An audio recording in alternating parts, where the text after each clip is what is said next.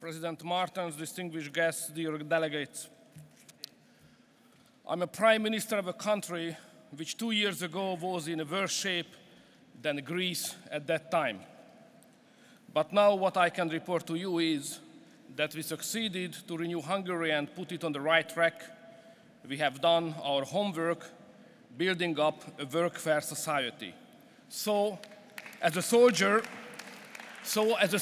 from the front line, I could be brave enough to use my 5 minutes to draw some conclusions of the crisis we are experiencing now.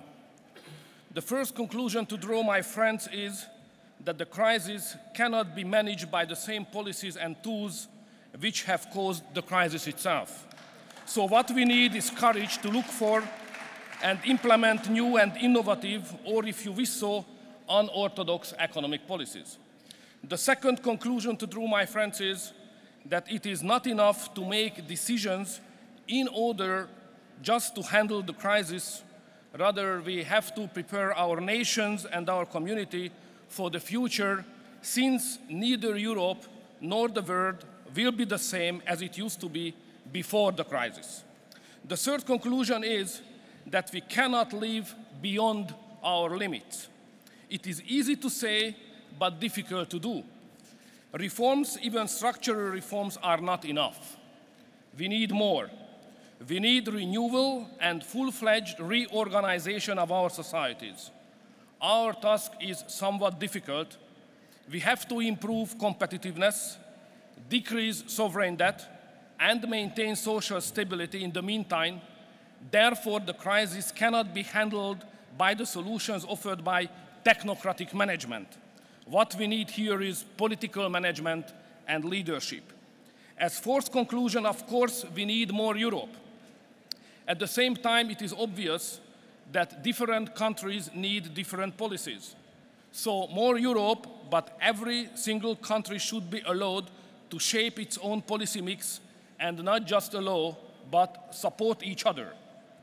Fifth, it is obvious that the economic success of our competitors also stems from spiritual driving force. This means that rationality itself is not enough. We need spiritual background inspiration in Europe as well. Let's put it this way. Common sense and sursum corda is necessary at the same time. We, as Christian Democrats, should not forget about this. Sixth, once we have to answer the question why the populist extremist forces are the ones to become stronger during the crisis. Why do not we benefit from it? Why do extremist forces appear to be able to solve the people's problem, and why the desperate, hopeless, crisis-hit people don't believe the same about us? Dear friends, this is exactly the reason why we must not be elitist, bureaucrat, and technocrat. We have to be a true people's party. We have to renew our democratic systems that, for this hopeless, crisis-hit people, democracy would equal the hope for a better future. Ladies and gentlemen, we are heading towards historic changes. We have to remind ourselves that our opponents, the socialists, have always failed on thresholds of historic changes and try to roll back the wheel of history.